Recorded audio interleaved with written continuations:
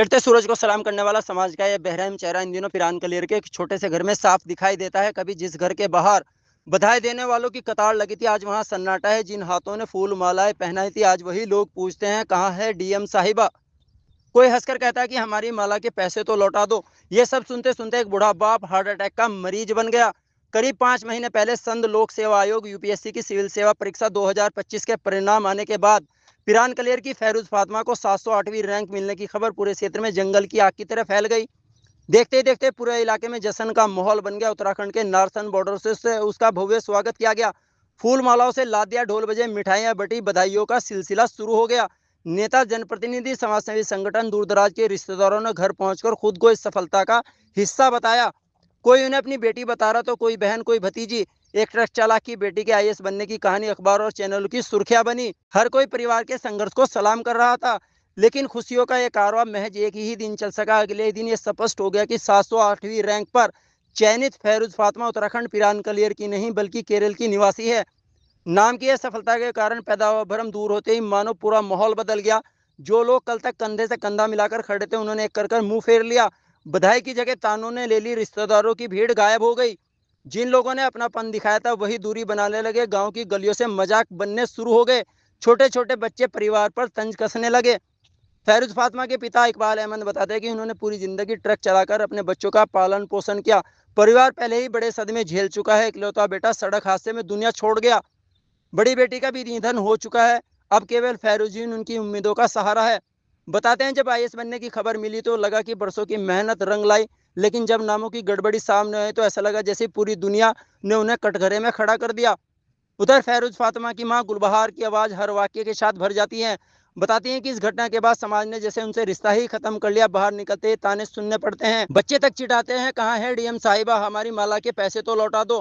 तानों ने उनके पति को बीमार कर दिया। कई बार घर में दवाई तक की भी पैसे नहीं होते, रसोई में चूल्हा भी नहीं जलता। रोते हुए बताती हैं कि कभी कभी जिंदगी से हार जाने को मन करता है, लेकिन फिर बेटी की मेहनत और उसके सपनों का ख्याल उन्हें संभाल लेता है। साथ नहीं दे रहा।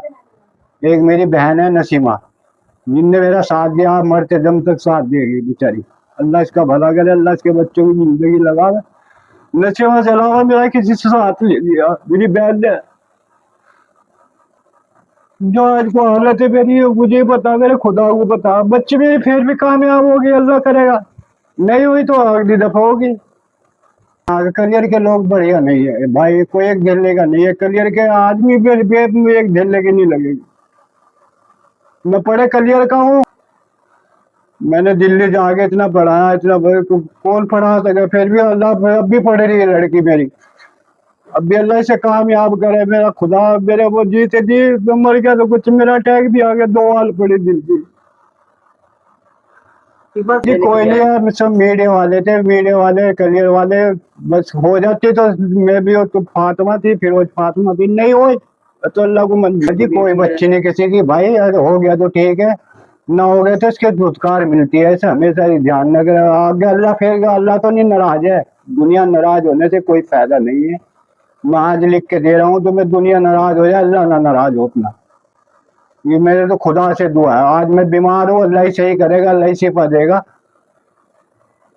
मुझे पता है, मैं, मेरी बहन लोग खाना बेचती थी मेरे लिए, टिफिन बाल्टी के बेचती थी। किसे बता, ना कोई भाई आया, ना कोई भतीजा आया, कोई काम नहीं आया मेरे। यार किसे बताया पत्रकार साहब। हम आए उस समय तो हमारी बच्ची के साथ सब थे। कोई फूल बरसात, कोई माला बरसात। जब ये पता चला कि फैरोज फातिमा का नंबर नहीं आया, उसके ऊपर गंदी गंदी कमेंट करने लगे और हमारी से बिल्कुल रिश्तेदारी भी खत्म कर दी। हमसे बिल्कुल बोलना बंद कर दिया हम लोगों ने।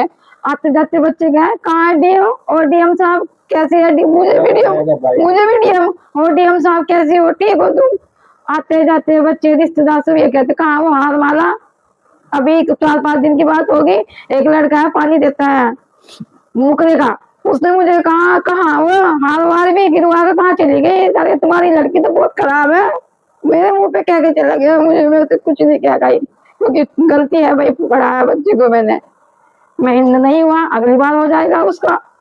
लेकिन भाई गांव के लोग अच्छे नहीं है, उन्होंने हमसे मुंह मोड़ लिया, बिल्कुल मुंह मोड़ लिया। हमारे मालिक, मेरा आदमी इतना बीमार है, सिर्फ मेरी एक नंद है, वो मुझे देखती है, खाना वगैरह भी वो भेजती है हमारे लिए। तो पूरा 1.5 महीना हो गया उन्हीं के घर से हमारा खाना आता है। अब 1-2 दिन से हमारा उनके घर से खाना नहीं आ रहा। हमारी स्थिति इतनी खराब हो गई भाई, हम क्या बताएं।